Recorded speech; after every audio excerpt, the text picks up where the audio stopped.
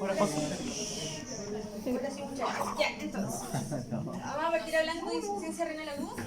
O les voy a partir hablando de insuficiencia renal aguda. Quiero contarles que yo sé que en medicina interna están viendo a lo mejor las definiciones clínicas y los criterios de diagnóstico y toda esa interesante información que ustedes tienen que adquirir para hacer el diagnóstico posteriormente.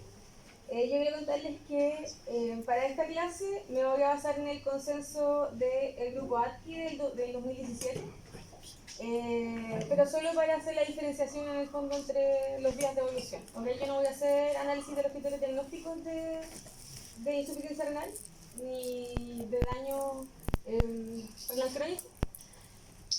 Solo para tener esa diferenciación. Y no sé qué criterio, qué consenso están usando ustedes o qué les enseñaron en la clínica. No sé si se les enseñaron todavía. ¿Alguien uno? Lo de la creatinina y la diuresis para la insuficiencia renal aguda. No, pero ¿de qué grupo? ¿No saben? ¿No les dijeron? Ya. Grupo. No importa. ¿De qué grupo de investigación? Porque hay varios consensos sobre definiciones de... ¿Cuáles hay? Está... Pucha, ahora ya... Pero está el KGDO, está... El Akin. El Akin y el Ah, sí, eso sí. Sí, eso sí. Gracias. Sí. Pero hay hartos más. Pero esos son, es que yo creo que son los tres más usados. Pero, yo no sé cuál están usando. Yo creo que el Akin está usando. Sí, el Akin, sí. Yo creo que se sabe bien poco. Pero este es uno más, un poquito más reciente. En fin, ¿en qué consiste? Para que no sigamos dando la vuelta. Lo que hacen aquí en este grupo de investigación es de determinar que finalmente hablamos de daño o insuficiencia renal aguda desde que se instaura la lesión, la injuria, hasta los 2 días después y dentro de ese plazo, en el fondo, esperamos que se genere el desarrollo de algunas alteraciones fisiopatológicas que podamos demostrar o evidenciar hasta la clínica, en la clínica. ¿Ya? Ahora, ellos igual consideran, porque hay otro grupo que lo plantean así, que hasta 7 días después de haberse presentado la injuria, esperamos el desarrollo de ciertas manifestaciones fisiopatológicas y lo seguiríamos considerando todavía como insuficiencia renal aguda. Ellos describen que finalmente las alteraciones renales, más que tener como catalogadas por tiempo entre insuficiencia renal aguda y daño renal crónico, finalmente es un continuo. Y solo como para explicarles qué es lo que plantea este grupo, es que ellos definen que entre este periodo de injuria renal aguda o de insuficiencia renal aguda y el desarrollo del daño renal crónico, existe un periodo de enfermedad renal aguda, que varía desde los 7 días que ellos ponen como margen final hasta los 90 días, que es cuando uno ya empieza a considerar el desarrollo de esta insuficiencia renal o enfermedad renal crónica. Solo eso, ¿okay? Yo no voy a hacer, como les dije, análisis de los criterios diagnósticos porque eso lo van a ver en mi film. Ya, entonces, ¿qué pasa? ¿Qué es lo que analizamos en la insuficiencia renal aguda a nivel fisiopatológico? Muy bien. Se genera finalmente hay una alteración de la microcirculación a nivel renal que se va a ver asociada a esta mantención o aumento de los requerimientos en determinado momento, y va a haber esta disociación entre el aporte de oxígeno y nutrientes y en la actividad funcional del riñón en general, con todas sus en fondo aristas. El riñón tiene un control metabólico, un control endocrino, realizar control también, ya lo hemos visto, del balance de agua, del balance también hidroelectrolítico, ácido-base, y así toda la serie además de los mecanismos depuratorios que genera el riñón, se puede generar, en el fondo, en cualquier momento se genera esta alteración entre el aporte de oxígeno nutriente y la entrega que se dé de estos, este mismatch, se puede generar esta insuficiencia renal aguda. Entonces, como mecanismo principal, quizás el más estudiado, está esta disminución rápida, o sea, se manifiesta por esta disminución rápida de la velocidad de filtración glomerular, asociado a el aumento de ciertos compuestos nitrogenados a nivel sérico, con grados variables de alteración de la homeostasis del medio interno. Con esto me quiero referir principalmente al trastorno ácido-base, principalmente el trastorno hidroelectrolítico, y la evidente disminución de la cantidad de orina por alteración también de la velocidad de filtración glomerular. Entonces, se divide como mecanismos de estudio en prerrenal, renal y posrenal. Dentro de estas tres categorizaciones, la que realmente interviene o la que realmente tiene que ver con el riñón propiamente tal es la renal, ¿cierto? ¿Entienden eso, no?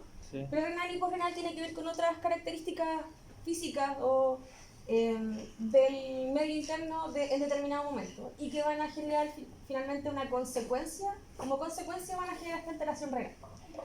Entonces, la disminución de estas variaciones tiene que darse dentro de este plazo que yo les comentaba que plantea este grupo que yo sigo personalmente. Va a ser el grupo de música, pero no, un grupo de investigación. Ya, entonces, con respecto a la insuficiencia prerrenal o con esta etapa prerrenal o con este tipo prerrenal, me gusta más ese tema, recordar que en este caso el riñón estructuralmente y a nivel funcional todavía se encuentra sin ningún problema. Seguimos funcionando como deberíamos, pero existe un gatillante y se genera esta disminución de la perfusión renal y consecuentemente una disminución de la filtración o del contenido filtrado glomerular.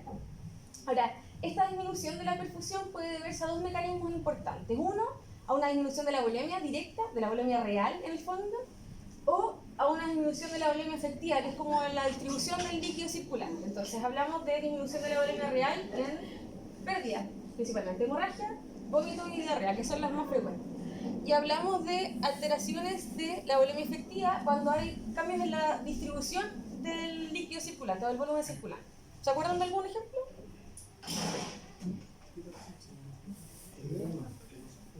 Ya, pero así como una entidad más grande, porque además puede ser insuficiencia cardíaca, súper bien. ¿Y alguna otra? Dígalo. Insuficiencia hepática, súper bien. Muy bien. Puede retirarse. Ya, y insuficiencia hepática. ¿Ya? ¿Entienden por qué se generan en el fondo las alteraciones? ¿O cuál es la diferencia de los mecanismos? ¿Sí? ¿Todos están de acuerdo con esto? ¿Sí? ¿No? ¿Ignacio? ¿No? Sigamos todos. Entonces, ¿cuáles son los mecanismos que van a llevar? A ver, considerando que existe este desencadenante ya identificado, que es esta disminución de la perfusión renal, vamos a tener como mecanismo compensatorio, inicialmente, bueno, la respuesta fisiológica, vamos a presentar una disminución de la presión hidrostática a nivel glomerular por la disminución del volumen circulante, la disminución del flujo renal, que va a conllevar finalmente una disminución de la filtración glomerular, en que eso va a desencadenar la activación de ciertos mecanismos que ya conocemos compensatorios,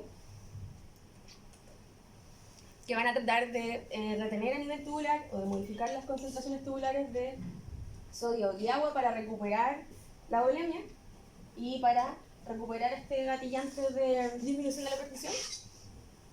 Ahora, cuando nos enfrentamos a este síndrome de insuficiencia renal aguda, vamos a tener características clínicas específicas. Yo sé que no vamos a entrar en detalles, pero quiero que sepan el por qué podemos tenerlas, ¿ok? No voy a entrar a detallarlas ni nada, ¿ok? Muy bien. Bien. Entonces, ¿a alguien se le ocurre por qué puede haber oliguria? Me parece que puede ser un poco evidente, ¿no? ¿Sí? Hay disminución del volumen filtrado, ¿cierto? Y consecuentemente vamos a tener también menos producción de orina. Y lo que va a conducirse también con este signo finalmente, que es lo que podemos pesquisar. Azoemia. ¿Sabes lo que es la azoemia? ¿No? ¿Sí?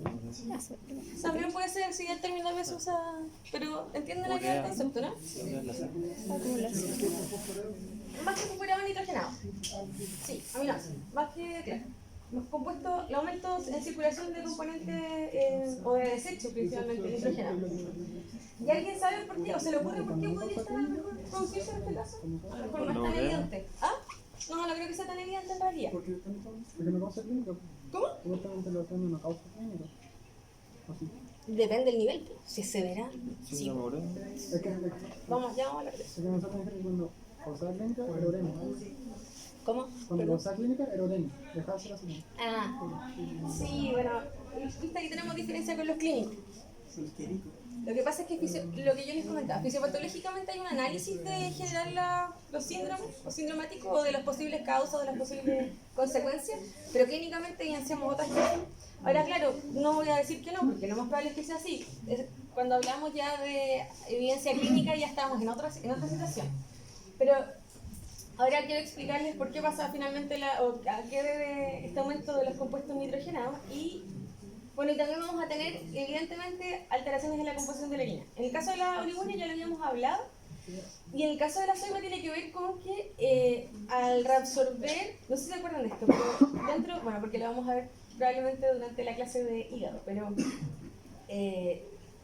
dentro de los mecanismos de reabsorción tubular a nivel proximal, bueno, a nivel de todo en realidad el túbulo, se generan movimientos de urea asociados también a movimientos de agua. Entonces, si como mecanismo compensatorio yo voy a aumentar la reabsorción de agua, también voy a arrastrar urea en ese caso, ¿ok? Y eso hace también que se aumente en el fondo la concentración sérica. Pero, además de este aumento, además de este aumento, entender que hay una alteración de la función renal, a nivel, bueno, de la función renal, pero también una afectación tubular en el sentido de que también los mecanismos que deberían normalizar y secretar otra vez la urea también se pueden ver alterados por este daño en el fondo. Y también podría ser esa parte del compromiso y el aumento de los componentes nitrogenados en sangre. Y con respecto a la composición de la orina, podemos encontrar cilindros y harinos en general. Eso yo creo que ya lo vieron, ¿no? Sí. ¿Sí? Ok, perfecto. Y esta molaridad elevada también tiene que ver con, de la orina, perdón, tiene que ver con que también hay eliminación de algunas otras sustancias, compensando en el fondo las reabsorciones de otras sustancias que sí pueden movilizar agua en el fondo. Pero eso no... y también, bueno, en relación a la fracción de sodio excretada, que yo creo que parece que eso fue lo que generó discordia en la clase del doctor, del FENA. Obviamente va a estar disminuido porque tenemos mecanismos que van a tratar de compensar, de mantener o de reabsorber la mayor cantidad de sodio para arrastrar agua de esta forma. Eso con respecto a la insuficiencia aguda prerrenal. Ahora, con respecto a la intrarrenal, aquí sí ya hay lesión de ciertas estructuras dentro del parénquima renal y en general se pueden dividir según el nivel de la estructura que se compromete. Entonces podemos hacer análisis de las alteraciones glomerulares, tubulares e intersticiales. Las alteraciones glomerulares e intersticiales las vamos a ver en síndrome nefrítico y nefrótico, ¿ok? En glomerulonefritis y en general en glomerulonefritis, ¿ok? Pero para que recordarles, vamos a tirar. Y a nivel tubular, que es lo que nos va a centrar nuestra atención ahora, es el desarrollo de la necrosis tubular aguda. A nivel intersticial, el daño está dado principalmente por antimicrobianos. Yo creo que han escuchado algunos antimicóticos, por ejemplo la anfotericina, que es súper nefrotóxico, medios de contraste que también generan nefrotoxicidad directa, que también pueden afectar este nivel, y algunos componentes endógenos como en general, no lo puse, pero anticuerpos principalmente, y algunas otras sustancias de depósito en la región intersticial, por ejemplo proteínas en ciertas alteraciones intersticiales puntuales. Dígame, Ignacio. Profe, ¿de qué están hechos los medios de contraste que siempre escucho que son malos en el fondo para...? Mira, hay varios factores que influyen en la nefrotoxicidad por contraste. Una de las alteraciones es que tiene que ver con la concentración de solutos que posee el contraste y que eso pudiera generar desbalance y daño, no está así como 100% clarificado. Parece que ese es uno de los medios. El otro es que parece que pueden, no parece, se ha demostrado que al administrar el contraste se genera una vasoconstricción refleja. Eso también puede generar daño finalmente de la región o del riñón. Pero al parecer son varios factores los que influyen. Y además susceptibilidades personales también. Ya. Y con respecto a la necrosis tubular aguda, hay dos mecanismos principales por los que se desarrolla. Uno tiene que ver con la isquemia, que puede presentarse principalmente cuando se perpetúan los mecanismos que generaron, por ejemplo, una insuficiencia renal aguda prerenal. Y en el caso de nefrotoxicidad puede ser por mecanismo directo o además por la generación de especies reactivas de oxígeno que afecten a nivel de el túbulo, ¿ya? En el caso de, en general las porciones más afectadas del túbulo son la porción recta a nivel del túbulo proximal y también la porción gruesa de la sala de género. ¿Por qué se afecta a todo el túbulo o puede afectarse todo el túbulo, pero estas son las más afectadas y eso en general responde a tres condiciones puntuales.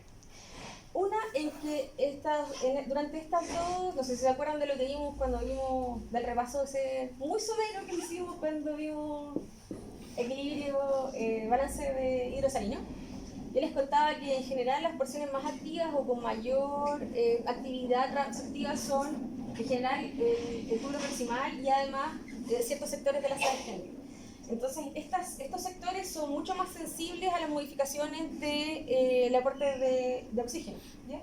Y además porque generan el mecanismo de circulación contracorriente para hacer tanto el paso de soluto hacia la orina, hacia el túbulo en el fondo, y además para reabsorber ciertas sustancias. Entonces eso requiere, además de niveles de ATP mucho más persistentes y mantenidos, y cualquier disminución o variación negativa que se genere puede afectar la función normal y la actividad en el fondo de este sector. Alto consumo de oxígeno por lo mismo, y además porque en ciertos sectores, sobre todo después de la porción la porción de sales de Henle, puede haber un aumento de la concentración de ciertos nefrotóxicos que también pudieran generar este daño directo del tubo. Ahora, este mecanismo va a generar isquemia, obviamente, y eso va a afectar, o sea, en consecuencia de la alteración de la perfusión renal con depresión de ATP y finalmente gran parte de la energía utilizada para hacer el intercambio de moléculas a nivel renal, a nivel de citotúbulo, está obtenida por los gradientes electroquímicos dados por la bomba JCTPase. Entonces, si hay una afectación finalmente de esta bomba, nos venimos a piso todos los mecanismos de mantención. ¿Queda claro eso? ¿Sí? Y ahora también la insuficiencia renal intrarrenal se puede analizar desde dos puntos o desde como un continuo también. Entonces, según esto, podemos determinar que existe una fase de instauración donde los mecanismos que van a mediar este proceso se constituyen a través de la obstrucción tubular, donde se median por obstrucción tubular en el sentido de que hay un epitelio que está isquémico, necrosis, y esas células que están muertas o que ya no son viables van a generar obstrucción del túbulo, y eso también va a contribuir al daño a través del aumento de la presión en la cápsula de bomba y finalmente generando esta potenciación de la disminución de la filtración glomerular. Con respecto a la discusión de la orina hacia el intersticio renal, tiene que ver con que tenemos un epitelio que se vio expuesto a esta noxa de disminución de la perfusión. A lo mejor no está necrosado, pero sí hay lesión, y eso aumenta la permeabilidad del túbulo y genera este aumento del paso de la orina hacia la región intersticial, y disminuye también la cantidad de orina a nivel del túbulo, dentro del tubo. Ahora, con respecto a la retroalimentación túbulo-glomerular, yo no sé si se acuerdan de estos mecanismos, yo no los quise repasar porque ustedes eso era difícil, así que supongo que se acordarán, van a tener que acordarse. Con estas variaciones de las concentraciones de soluto ya a nivel distal, con estos mecanismos ya para mantener un poco la volemia, o para tratar de rescatar la volemia, se genera un aumento ya de sodio y cloruro o de ion cloruro a nivel ya distal, y esto es sensado a nivel de la mácula densa y genera esta vasoconstricción refleja, secundaria contracción mesangial a nivel renal, y disminuye así también la filtración glomerular. Ahora, la reducción del coeficiente de filtrado tiene que ver con la disminución de la superficie de filtración, y es factible de identificar en estados de edema, bueno, secundario también o consistente también con lo anterior, y por alteraciones tanto mecánicas como principalmente mecánicas de los podocitos, como pueden ser químicos. Y en el caso de la disminución de la presión de filtración, bueno, eso ya es el mecanismo más conocido, pero en este caso tenemos esta hipoxia a nivel medular, que obviamente encontramos la región tubular principalmente en ese sector, y finalmente disminución de la presión de filtración es lo que puede llevar hasta favorecer este daño. Ya, este es un gráfico un poco más grande sobre la fase de instauración. Les recuerdo que la vez anterior vimos que habían dos mecanismos iniciales, que eran la isquemia y los tóxicos.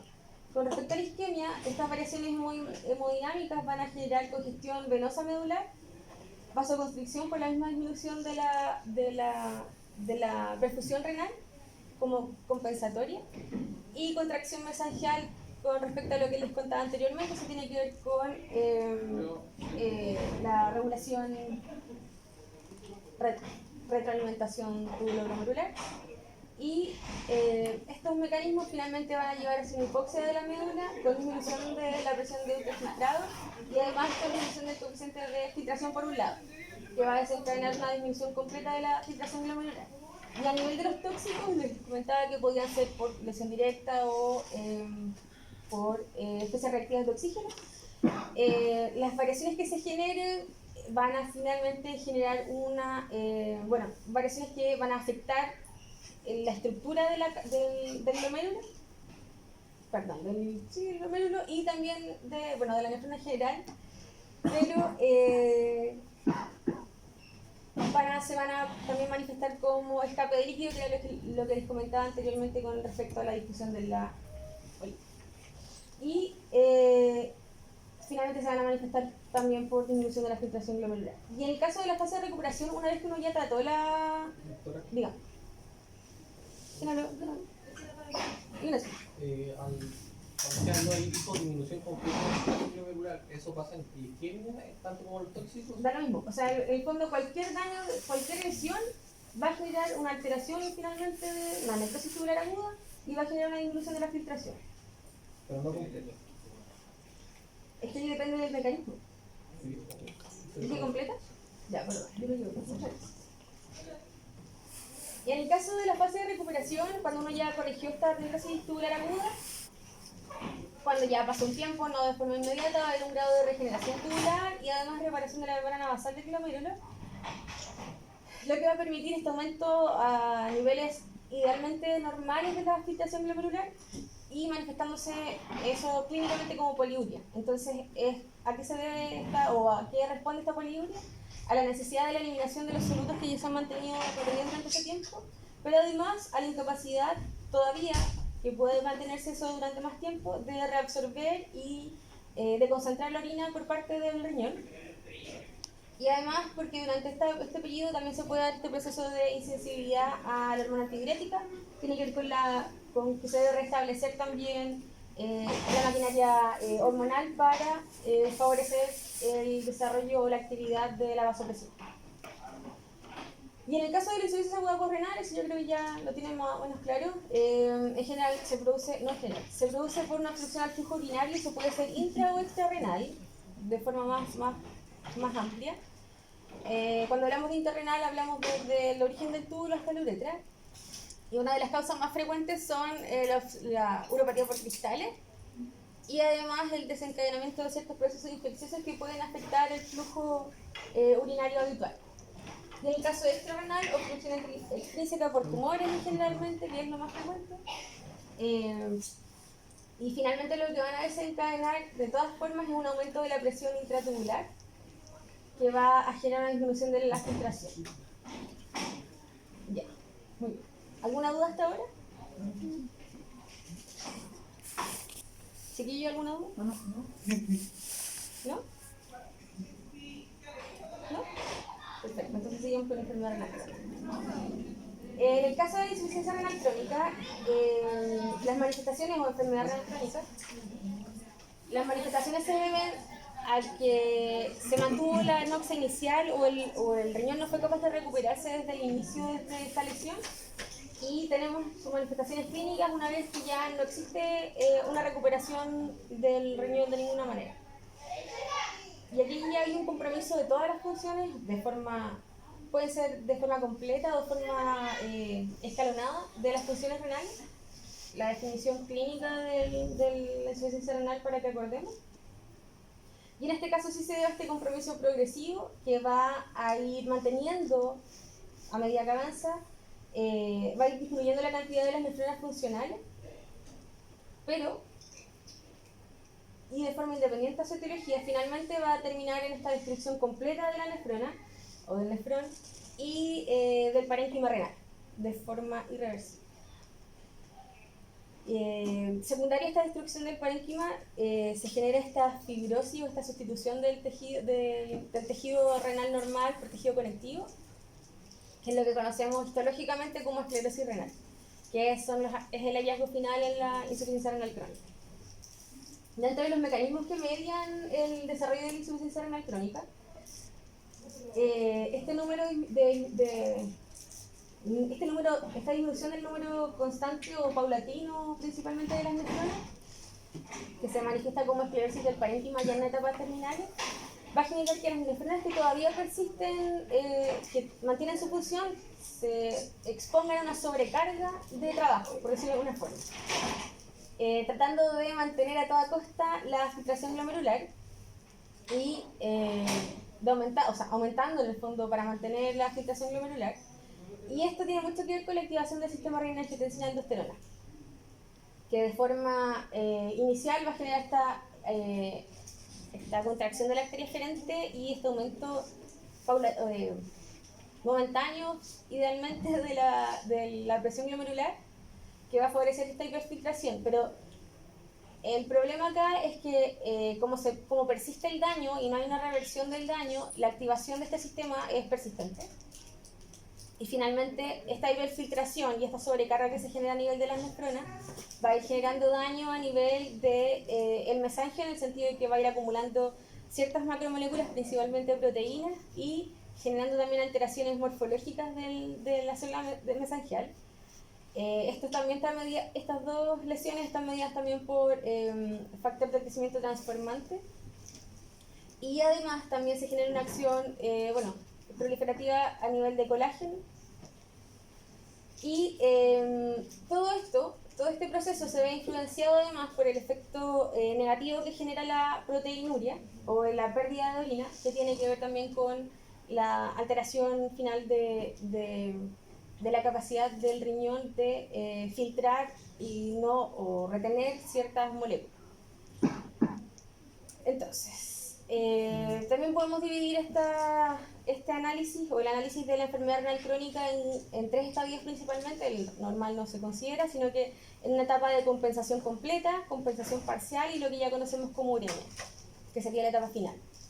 En el caso del periodo de compensación completa, el riñón sigue manteniendo sus funciones normales y en general evidentemente no existen alteraciones de su función, pero sí hay una disminución de la velocidad de filtración glomerular, que finalmente lo que nos refleja es una reducción de la reserva funcional del riñón. En el caso del periodo de compensación parcial ya existe una disminución de las nefronas y ya hay una alteración de las funciones renales, pero dependiendo de la velocidad de instauración se van a generar unos mecanismos compensatorios.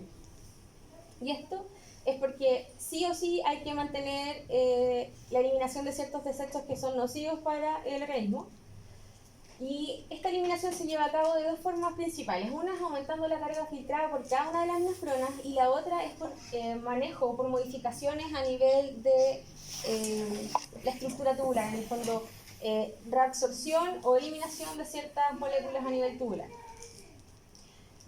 Entonces, esta etapa de compensación parcial, donde se produce esta eliminación de desechos de forma forzosa, por decirlo de alguna forma, tiene a su vez también tres subetapas. Una de ellas es una compensación donde no se genera ningún tipo de acción tubular, que tiene que ver con respuestas a ciertas moléculas orgánicas. Una compensación tubular parcial, o sea, donde hay una influencia de la regulación tubular no de forma completa, y una compensación completa. Una de las formas, o la forma principal de llevar a cabo esta compensación parcial sin influencia de las modificaciones del contenido tubular, tiene que ver con un aumento de la concentración sanguínea de ciertos componentes. Por ejemplo, en el caso de la CREA y de la urea, el aumento de la disminución de la eliminación va a generar un aumento de sus concentraciones a nivel sérico. ¿Se entiende hasta ahí, cierto? ¿Sí? Entonces, de forma obligada vamos a tener, como estamos sobrecargando ciertas nefronas, vamos a tener un aumento de la eliminación de esos componentes, pero tiene que ver también con un aumento de la retención de ellos. ¿Ok? ¿Se entiende eso? Bien. Hay una disminución de la nefrona funcionante y yo estoy sobrecargando ciertas nefronas, porque necesito eliminar la mayor cantidad de los desechos tóxicos posibles, que ni siquiera es tanto la urea y la CREA. Tenemos ese concepto errado de que la urea es muy mala y que nos va a dañar, pero no es tan así. Entonces, yo les estoy contando que en general esta eliminación forzada se logra a través de tres formas. Una es a través de compensación, pero donde no media el túbulo, o mecanismos de intercambio en el tubular, y en otras dos sí. Esta forma de compensación donde no interfiere para nada el túbulo se logra a través del aumento de la concentración sanguínea de estas sustancias, en este caso por ejemplo la creatinina como ejemplo. El aumento de la concentración sérica va a generar un aumento de la eliminación a nivel renal, pero tiene que ver solo con un aumento de la retención de ese componente. ¿Ok? Alex, ¿cuál es la duda? La veo duda. No se iba a eliminar si no se hubiera nivel sanguíneo, pero después sí se va a eliminar. No, pues inicialmente, su riñón está normal. Y de un día para otro, o no, después de varios días, después de 90 días, con ya criterios de establecimiento de enfermedad renal crónica, su nefrona empieza a disminuir. Y de a poquito empieza a disminuir menor cantidad, empieza a eliminar menor cantidad de creatinina, como ejemplo. En su cuerpo va a aumentar la concentración de creatinina circulante. Eso va a generar de por sí una eliminación solo por sobrecarga en el fondo. Yo voy a sobrecargar ciertas nefronas, las nefronas que estén funcionando, y van a tratar de eliminar ese delta en el fondo. Ahora, no lo van a lograr, claramente, si no, no tendríamos las consecuencias que tenemos. No quiero que piensen que esta compensación va a lograr es exitosa, porque si no, no tendríamos las secuelas del daño renal, finalmente, o no tendríamos las evidencias clínicas del daño renal. A lo que voy es que mantienen, o sea, son capaces de estirar este chicle, por decirlo de una forma un poco más vulgar, tratando de mantener la homeostasis hasta cierto punto. Ya obviamente llega un momento en que ya no se puede y ya tenemos evidencia notoria y compromiso clínico.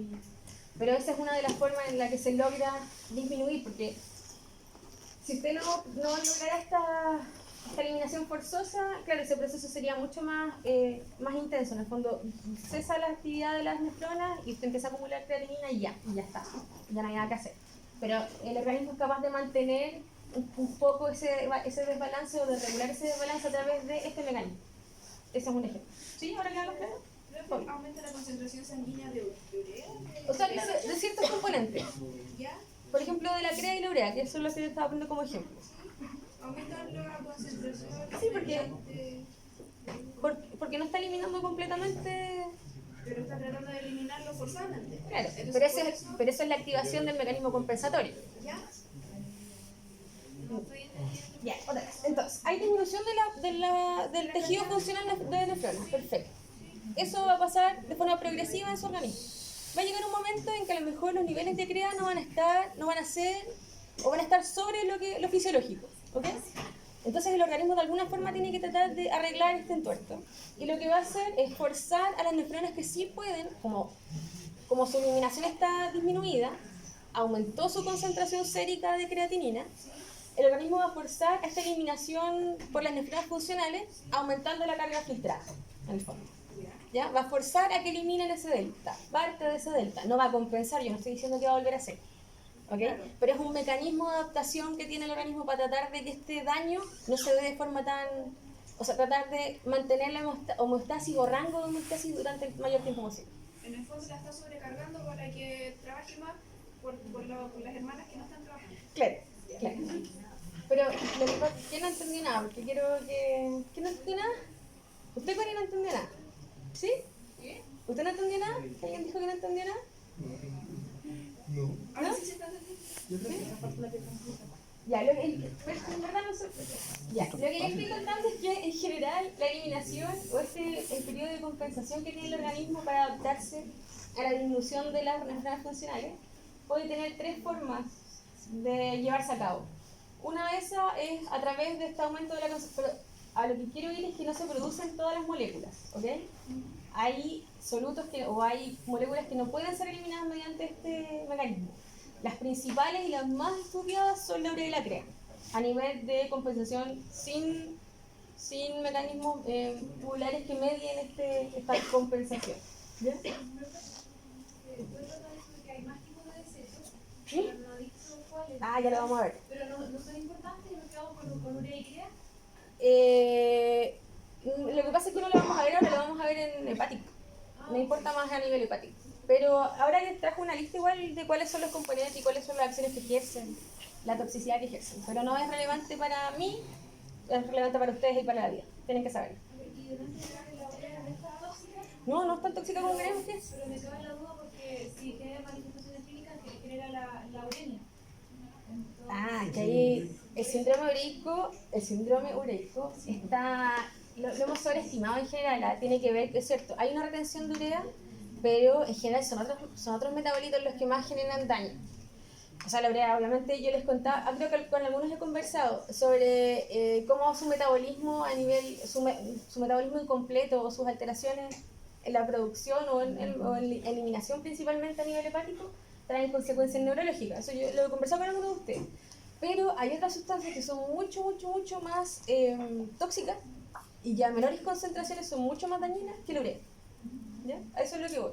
No estoy diciendo que la urea sea bacán y que vamos todos a inyectar urea, no. Lo que estoy diciendo es eso. Dígame. Profe, es que sigo sin entender por qué, si no puede eliminar, aumenta la concentración, ya te entiendo, pero ¿por qué eso va a hacer que se elimine más? Porque está aumentando el volumen. ¿Como para ver más gradiente? No sé. O sea, es que si, por ejemplo, no sé cómo hacerlo más. Si estás pasando 1 litro de agua por un colador, pasaste 1 litro de agua, ahora partes ese colador por la mitad, estás pasando la misma cantidad, el mismo litro de agua. Ahora, esos hoyitos que quedaron listos van a tener que pasar la misma cantidad de agua por la disminución de la superficie funcional, ¿ya? De este colador. Y ahora se me olvidó para dónde iba a ¿qué me había preguntado al inicio? Hay más cosas. Si cuesta que se elimine. Ya, ahora aprendí, ya, gracias. Si yo necesito eliminar, por ejemplo, ya, imagínate que en este litro ahora yo le voy a poner azúcar. Y el azúcar me hace muy mal, porque es evidente. Y yo quiero tratar de eliminar la mayor cantidad de azúcar, pero cada vez mi colador es más chico. Entonces voy a tener un aumento de la cantidad de azúcar en este líquido que quiero colar. Entonces estas nefronas funcionales que quedan yo las voy a hacer trabajar tanto, voy a hacer que sea grande para que dejen pasar más cantidad de agua y también, bueno, eliminar lo que puedan eliminar en el fondo, ¿ya? No sé si se entiende, Chile, Sí se entiende. No sé cómo explicarlo de otra forma. en lo personal yo lo entiendo, ¿Ya? pero no entiendo por qué es una compensación. Para mí es como un efecto. Si es que el colador se hace más chico, por chico es una compensación, si en realidad es como, ya que es como normal de que se acumule. Lo que pasa es que lo que yo Como no que el dije, cuerpo empieza a generar más metabolitos no, po. para forzar el resto. Para mí eso se vendría a ser como una compensación, sino que es un efecto del hecho de que hay una disminución en la filtración. Yo estoy hablando de que la compensación es a nivel de la nefrona. Sí. Por eso, el trabajo de la nefrona es distinto, no de la producción. Tu cuerpo va a seguir produciendo la misma cantidad de metabolitos, pero tienes que desintoxicarte de alguna forma de esos metabolitos. ¿En teoría había hipertrofia de la nefrona? No, claro, puede haber hiperplasia, sí, puede aumentar el tamaño del colador en el fondo, pero no es relevante en este punto. A lo que voy es que yo creo que no nos estamos entendiendo. Creo que quizás lo entendí, que si normalmente la nefrona le preparan un 50%, ¿Ya? tengo así siempre, ahora Le estoy exigiendo un cuando 80. está trabajando la voy a tener a un 80% de trabajo. Sí, es eso. Es que creo que hay dudas con el tema de la compensación. A lo que yo voy con que es compensatorio es que el organismo siempre va a tratar de lograr el equilibrio, siempre va a tender de alguna forma a alcanzar el equilibrio. Entonces, si nos demoramos en el proceso de esta alteración, se van a tratar de generar todos los mecanismos compensatorios en el sentido de tratar de mantener la homeostasis. Yo sé que la creatinina a lo mejor no es tan tóxica, pero sí puede generar un detrimento a lo mejor de la función enzimática, qué sé yo. ¿Profe sería como por ejemplo, una vasodilatación de la nefrona? Es ¿Una que vasodilatación refleja? yo no les estoy hablando sobre los mecanismos físicos o no físicos, no les estoy hablando sobre la anatomía, no estoy hablando sobre las anatómicas que se ven, estoy diciendo que por alguna razón, porque son varios mecanismos, las nefronas que quedan vivas o las nefronas que están funcionales todavía van a sobrecargarse por diversas formas. Son menos selectivas para filtrar. Entonces No tiene que ver con un tema de selectividad, tiene que ver con un tema de volumen y sobrecarga. Si yo paso más volumen por un colador, o sea, por un colador, yo paso más volumen de lo que pasaba por 500, voy a eliminar mucho más de lo que pasaba, voy a filtrar mucho más de lo que... Profe, entonces la compensación sin acción tubular tiene que ver con un aumento de la actividad de la nefrona más que en sí aumente la concentración, sino que por aumento de la concentración la nefrona aumenta su actividad, una cosa así. Claro, tiene que ver con el volumen que recibe la Ya, nefrona. pero ya entendí. Y ahora ninguno de los dos entendió. No sé cómo explicarlo de otra forma, chiquillo, no... quizás lo vamos a discutir después, porque no sé si yo siempre queda tan bien y no puedo explicarlo de otra forma, así que me van a tener que tener paciencia. Dígame. Aumenta la eliminación, pero aún así no da abajo. Obvio, pues estamos llenos de daño renal crónico, ya no encuentro que hay. Pero ustedes van a ver pacientes en etapa 1 ya, no quiero entrar en la clínica, pero van a ver pacientes en etapa 1 y el paciente en etapa 4 con distintas variaciones y con distintas concentraciones de, ejemplo, creatina en suelo. Y eso va a estar dado principalmente, o uno de los mecanismos por los que va a estar dado es por esta compensación. Ahora va a llegar un momento en que la compensación no va a ser suficiente y vamos ya a tener otra vez los estadios ya claros y las alteraciones serológicas que ustedes ya conocen, con los aumentos de la creatina y con requerimientos de diálisis, porque no hay otra forma de sacar la creatina del organismo. En el fondo aumenta la concentración sanguínea porque río arriba voy a empezar a... Obvio, pues, no hay por qué Y aumenta la eliminación, pero insuficientemente. Totalmente insuficiente, si ya estamos en etapa renal, O sea, como daño crónico. como que de arriba están empujando, entonces. Ya, eso es, claro. De arriba están empujando, claro. Creo que esa es la mejor descripción de lo que han dado. De arriba están empujando, están forzando a todas las otras neuronas, a las otras neuronas que están todavía vivas a que hagan toda la prueba que las otras no están haciendo. Y eso va a aumentar también, va a tratar de aumentar, no va a compensar al 100% otra vez, pero va a tratar de mantener la homeostasis de, ejemplo, la crea. ¿Se entiende ahora? ¿Sí? Sí, sí. Estoy muy frustrada. Ya. Me retiro muy frustrada. Ya. Con respecto a... en este caso... No, sí. En este caso, también, como les decía, se produce también arrastre de agua por el efecto osmótico. Entonces... Ya quiero pedir un texto. Ya, con respecto a la adaptación, a las compensaciones cuando ya se, o a estos mecanismos cuando ya se interviene las concentraciones o la actividad tubular, principalmente una de las principales vías que se ve afectada por esta adaptación tubular parcial o compensación tubular parcial tiene que ver con el metabolismo fosfocálcico. Ya lo vamos a ver en una diapositiva ahora, pero vamos a entrar mucho más en detalle en la clase de metabolismo fosfocálcico, ¿ok? Y con respecto a la compensación tubular total, o sea que toda la secreción y la reabsorción está mediada durante este periodo, está mediada solo por variaciones que se dan a nivel de los túbulos, son principalmente dadas o están influenciadas o reciben influencia de sodio, potasio y agua. Eso sí van a verse afectados directamente por las variaciones tubulares de la concentración de estos sólidos. En este caso, como se genera esta eliminación forzada de algunos de estos componentes, el paciente se describe que se encuentran en este equilibrio inestable, donde aparentemente o clínicamente uno puede ver que el paciente puede estar parcialmente asintomático o puede no tener tantas evidencias o signos fisiopatológicos evidentes, pero cualquier proceso que exija un poco más de funcionamiento habitual va a descompensarlo y vamos a tener ya las evidencias del desequilibrio. ¿Se entendió esa parte? Es como que está caminando por la cuerda floja. Está funcionando bien, pero cualquier cosa se cae. Claro, eso es cuando, claro, con respecto a esta... Lo que pasa es que el sodio, el potasio y el agua se mantienen su eliminación y su reabsorción hasta el final casi. Por eso realizamos los pacientes en etapa 5, cuando ya no hay mucho más que hacer. Fue un mal gesto, perdón si yo por eso. Pero por eso los pacientes van a diálisis ya cuando ya no hay mucho más que hacer, porque hasta el final todavía pueden mantener esta regulación. René. ¿Podría ser un símil con la fatigación muscular? Con la fatiga muscular. Por ejemplo, hay dos personas martillando. ¿Ya? Y si uno deja de martillar y quien queda martillando, Todavía está dándole con la otra. se va a cansar más. ¿Ya? Sí, puede ser uno de esos. Muchas gracias, René. Pero bueno, es que hoy día me quedo con la almohada y el lunes les traeré un ejemplo mucho más... No, me retiro frustrada, muy frustrada. Ya. Entonces... Entonces, como les comentaba, las compensaciones o no es la compensación, la redistribución o la reabsorción y la absorción de estas moléculas a nivel renal se mantiene estable casi hasta el final de la función renal. Pero cuando ya se llegan al mecanismo o al límite en el fondo, al caminar la cuerda floja o a este límite, se genera eliminación forzada de estos compuestos o de estas moléculas.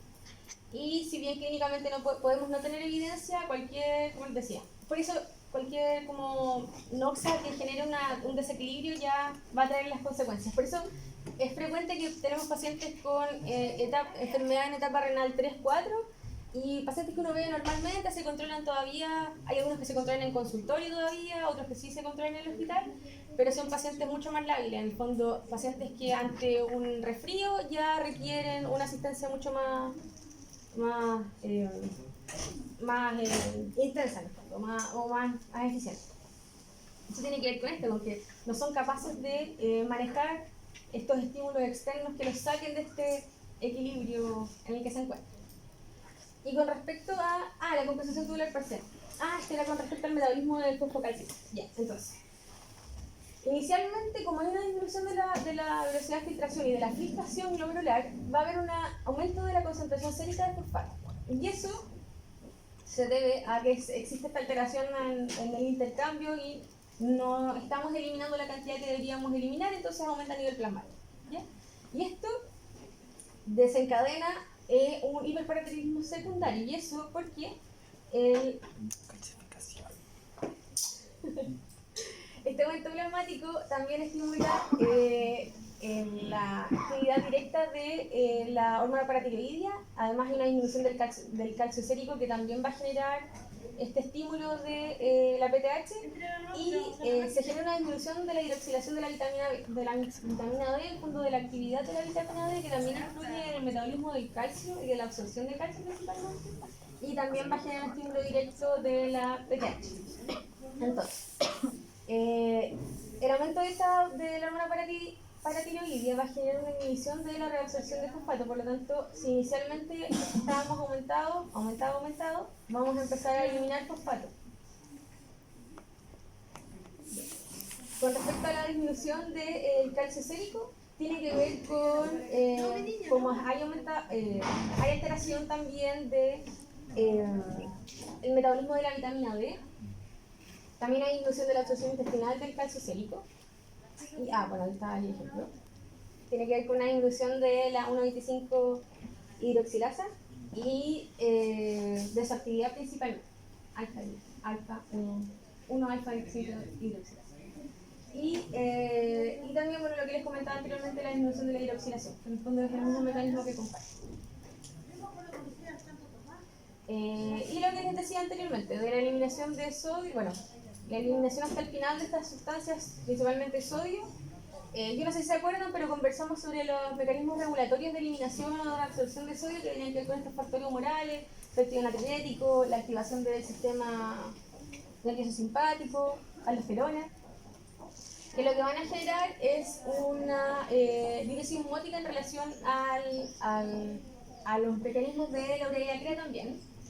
Con respecto al potasio, una forma de las compensaciones es, bueno, este aumento de las pérdidas renales principalmente, y también se pueden generar pérdidas digestivas, aunque no está tan descrito, estamos hablando de daño renal, pero no se ha descrito el mecanismo que relacione directamente estos dos hechos. El hecho de la pérdida renal tiene que ver con un aumento de la velocidad de flujo. Si aumenta el flujo hay una disminución, la velocidad del flujo, no el flujo. Si aumenta la velocidad del flujo, hay finalmente los transportadores que actúan en un tiempo determinado no logran mantener en el fondo los gradientes por el tiempo de exposición que tiene la molécula. Y además, ya en etapas finales del daño renal crónico, se genera un aumento del sodio a nivel distal, y se genera también reabsorción del sodio con intercambio de potasio, entonces también de esa forma se elimina potasio. Y con respecto al agua, hay un aumento de las pérdidas porque ya en etapas finales o en esta etapa compensatoria, hay una incapacidad para lograr generar una concentración de la orina, entonces es una orina más diluida, y esto se produce por diuresis osmótica, que tiene que ver también con lo que les comentaba anteriormente de la urea principalmente. Tiene que ver también con esta incapacidad de reabsorción porque hay un daño del túbulo y por lo tanto no van a funcionar los mecanismos que deberían reabsorber el agua que se está eliminando. Y similar al mecanismo a lo que les comentaba antes, también hay una insensibilidad a la ADH, pero en este caso tiene que ver con no tanto con la maquinaria metabólica hormonal, sino que tiene que ver con que las células efectoras de este proceso no están dañadas. Entonces estos mecanismos de compensación van a desarrollar este equilibrio inestable que les comentaba anteriormente. ¿Y cómo se manifiesta esto? Poliuria, tiene que ver con la incapacidad del organismo de concentrar la orina y también mixturia. Ahora, ambos mecanismos también se ven influenciados por la generación de sed en estos pacientes. Ahora pueden presentar hipertensión por esta retención de sodio, anemia y osteodistrofia renal, como mecanismos finales ya de daño renal crónico. Ahora, finalmente, las principales manifestaciones responden a esta disminución del filtrado y a la incapacidad de concentrar la orina. Y en el periodo final, que es este periodo de uremia, que se describe como periodo de uremia, pero en general, la urea, lo que yo les contaba recién, una de las actividades más importantes, o más como clínicamente evidentes, es la descomposición que se produce de la urea en los pacientes con daño renal crónico, que es lo que produce el fetor urémico. No sé si han escuchado hablar del fetor urémico, ¿no? Como parte del síndrome urémico. Al parecer esa es como una de las principales incidencias que tiene la urea en el síndrome urémico o en los periodos de uremia, en el periodo de uremia. Y en este caso, ya en el periodo de uremia la cantidad de tejido funcional a nivel renal es muy bajo y ya se genera un agotamiento de los mecanismos compensatorios con esta retención de las sustancias proteicas que sí generan esta toxicidad, alteraciones hidroelectrolíticas. Ya los mecanismos compensadores ya no logran ejercer su acción y se vuelven deleterios, y además se generan alteraciones de la función endocrino-metabólica del riñón. Con respecto a la retención de las sustancias proteicas, hay varios compuestos que se generan retención por fracaso renal, evidentemente, esta alteración hidroelectrolítica. Además de las variaciones de sodio y agua, hay retención de los ácidos fijos. Dentro de los mecanismos compensatorios y de la producción de efectos deleterios tenemos el hiperparatiroidismo, que ya hablamos un poco, pero que vamos a ver en la clase de metabolismo fosfocálcico. Y con respecto al fracaso endocrino, como hay una disminución del tejido renal funcionante, hay una disminución de la producción de eritropoyetina, lo que contribuye a este grado de anemia en los pacientes ya en daño renal crónico, sobre todo en etapas más avanzadas. La alteración de la hidroxilación de la vitamina D y la producción de la vitamina D activa también va a tener sus consecuencias a nivel de metabolismo óseo.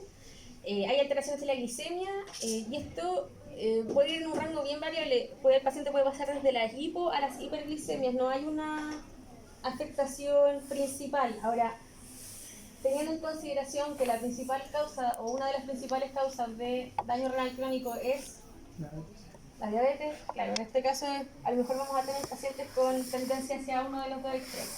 Pero las alteraciones de la glicemia en estos casos se describen principalmente por la pérdida de actividad hepática. Tiene que ver con las alteraciones de la producción de proteína a nivel hepático y de la gluconeogénesis a nivel hepático. Esa es la respuesta principal con respecto a esta alteración y puede ir en todo el espectro. Son los ácidos. Cuando en el organismo se producen ácidos volátiles, ¿se acuerdan de eso? ¿Lo vieron en el interpolo? Ácidos volátiles y ácidos fijos, ¿no? No recuerdo. ¿No? ¿No lo vieron en física? Tienen que verlo visto algo, ¿no? No, no sé si no. Ya. ¿Se acuerdan cuál es el...? La palabra. La palabra es sentido. Los ácidos, en el organismo se producen normalmente ácidos. Producimos ácidos como metabolitos de varios procesos. Hay algunos que son tamponados y que son eliminados, que son los que en el fondo se pueden modificar más fácilmente. Y los ácidos fijos son aquellos ácidos que no son tamponables, que se dan en muy poquita cantidad, principalmente es el sulfúrico, ácido sulfúrico, y el ácido fosfórico, creo que es el otro, ya ni me acuerdo. Pero son ¿cómo se llama? Son ácidos que no son tamponables y que tienen que... solo son eliminados, son proporciones muy bajitas y solo son eliminados directamente. Dígame.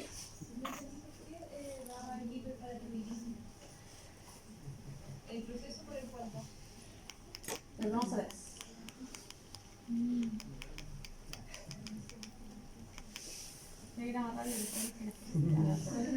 Ya. Ya. Inicialmente, cuando disminuye la filtración glomerular, cuando disminuye la capacidad del cuerpo o del riñón de eliminar fosfato, hay un aumento de las concentraciones séricas de fósforo. Los fosfatos, ¿ya? Y depende del mecanismo por el que se produzca. Eso va a generar un aumento plasmático del fósforo y se desencadena este hiperparatiroidismo secundario. En el fondo hay una estimulación de la PTH, ¿ya? Pero por mecanismos, claro, porque se genera este aumento finalmente, pero también una inhibición de la reabsorción y después se genera este aumento de la eliminación. Y esa variación, este aumento de la eliminación, genera una estimulación también de la producción o de la actividad de la PTH. Y eso, no sé qué más explicarte esto. Pero el fósforo es como que se hace pasar por algo que estimula la tiroides. ¿La tiroides? O sea, paratiroidismo. No, pues el fósforo es uno de los reguladores principales de la paratiroides. Fósforo y calcio. Pero ¿cómo aumenta la función de los La disminución del fósforo, la disminución del fósforo va a generar un aumento, va a estimular la actividad de la PTH para obtener o para aumentar los niveles de fósforo. Digo, claro. Si aumenta el fosfato, tiene que disminuir el calcio para que no se generen complejos entre ellos. Claro, ese sería como el mecanismo compensatorio para evitar los depósitos de calcio soluble. Sí, esa sería como la respuesta definitiva, pero aquí lo que pasa no es que se elimine o que aumente la eliminación de calcio, es que no hay absorción de calcio. Por la vitamina D, eso. Claro, no hay. Por No hay eso se descalcifican los huesos después. Ese es uno de los mecanismos, son varios igual. Ya, pero estamos hablando del metabolismo fosfocálcico. Ahí, por ejemplo, si tenemos disminuida la absorción de calcio, el mecanismo por el cual se genera el daño a nivel óseo es porque se saca el calcio de ahí. Claro, aumenta la resorción. Ese es uno de las formas, que aumenta la resorción. Claro. Ya, ¿qué pasó? Ahora sí. Ya no me acuerdo en qué estaba, porque eso me recuerda mono. Ya. Y el paratiroidismo primario es cuando se afecta directamente, hay activación directa. ¿No se acuerdan de esto? Tienen que haberlo visto en piso. ¿Puedo pasar yo? No. Sí, de alguna forma, todos los mecanismos primarios son similares. Secundarios porque se ve afectado por otro estímulo, no es directo, no es estimulación directa de la glándula, sino que hay un estímulo secundario que va a favorecer su actividad. Eso es secundario, ¿ya? Y en este caso responde a que hay un aumento plasmático y se trata de generar un aumento de la eliminación, ¿ya? Por inhibición de la reabsorción del fosfato, por aumento de la PTH. No sé cómo explicarlo de otra forma, esto que está en estos círculos de no explicación, explicación. No lo sé. No sé cómo explicarte la eliminación de forma. De verdad que no sé. Ignacio, también está haciendo. Hay un aumento de fósforo Sérico. sérico y Sí. plasmático. Sí. Entonces, al haber este aumento, se intenta eliminar más por la orina, Sí. por ende va a disminuir en el plasma, Sí. y esta disminución la causa la hormona. De captarla, la estoy Activan. para así disminuir el calcio sérico. No es para disminuir el calcio sérico, eso también es un mecanismo asociado. Ya, ok. ¿A ti te importa solo disminuir el fosfato? Ya no para Y tomar al activar la PTH, ¿qué pasa? ¿Cómo? Al activar la PTH, Pero no te- ¿aumenta el fosfato? Aumenta el fosfato porque se empieza a sacar fosfato de todos los sectores donde empieza a haber reserva. Ok. Ya. Oye, ¿no tuvieron oficio de metabolismo fosfocálcico? Sí. Ya, vamos. No me hagan esto. Entonces hay que cambiar toda la clase de metabolismo fosfocálcico. Ya. Ya. Oye, pero materia pasada, no materia olvidada. Ya. Me van a sacar canal verde. Ya. ¿Dónde quedamos? Ya, me olvidé. Íbamos como con Quedamos como 4 días más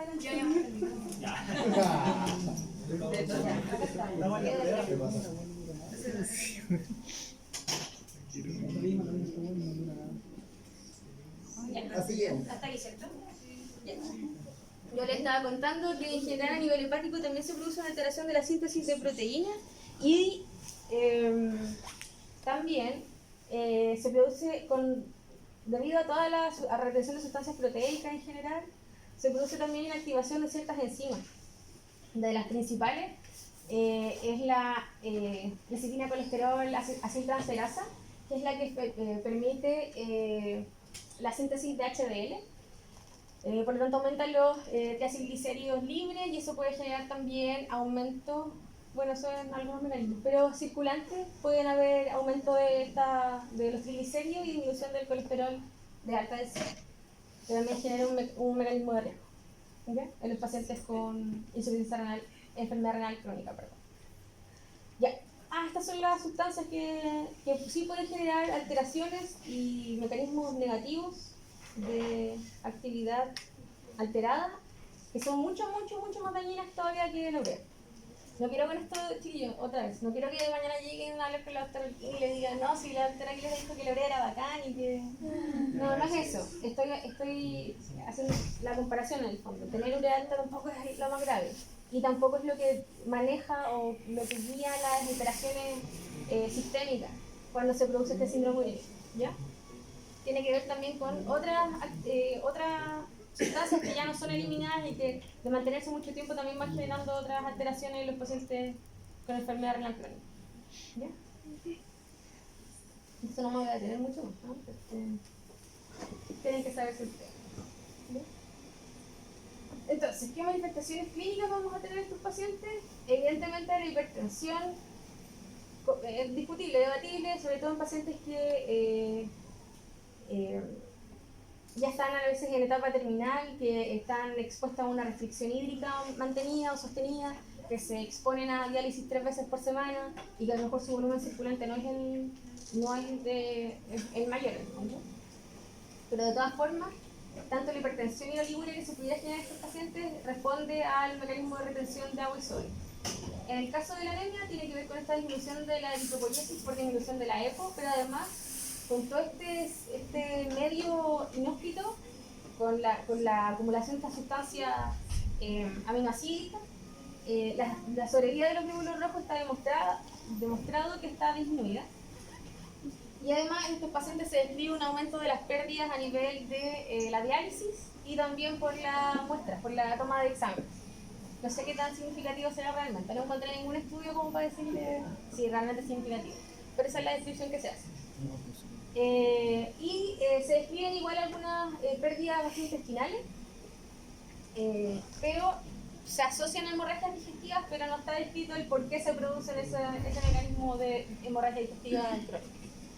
Y en el caso de la osteodistrofia renal, que era lo que hablaba recién Diego, sobre esta alteración que se produce a nivel óseo en los pacientes con daño renal crónico, tiene que ver con que en estos pacientes se genera un estado proinflamatorio crónico debido a las alteraciones del medio que se generan, y eso favorece la fibrosis a nivel peritrabecular.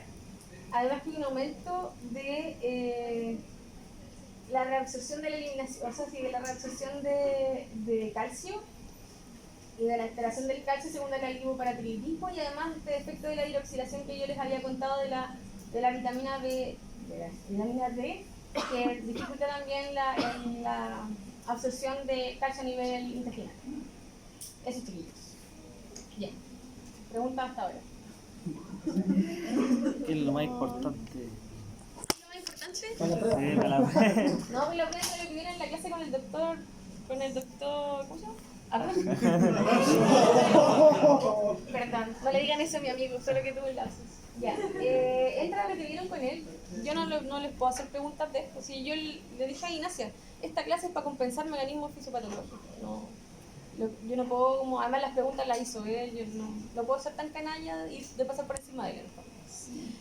Lo que sí modifiqué, lo que sí hice, fue sacar las preguntas que me parece que no eran vigentes para lo que me da la idea de que vieron, porque yo tampoco he visto el material que ustedes vieron. Tampoco me envió sus diapos. Así que... No, ustedes...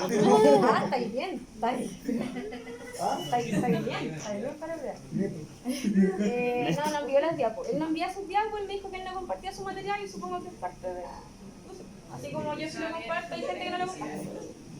No importa, no aquí, no interesa. Eso, Ahí sí. pónganle alto empeño a cardio. Solo se les puedo decir. No tan. Puede ser, pueden hacer.